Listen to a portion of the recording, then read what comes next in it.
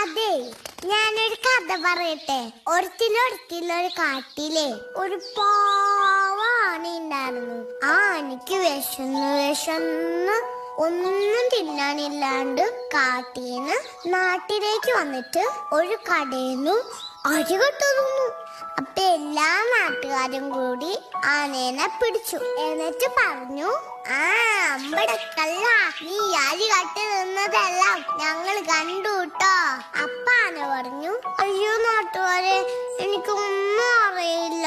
മനസ്സാ വാച കർമ്മണ, എനിക്കൊന്നും അറിയില്ല രാമനാരായണന്ന് പറഞ്ഞു. മനസാ വാച കർമ്മണ, ഞാൻ അറിഞ്ഞില്ല രാമനാരായണ. മനസാ വാച കർമ്മണ, ഞാൻ അറിഞ്ഞില്ല രാമനാരായണ.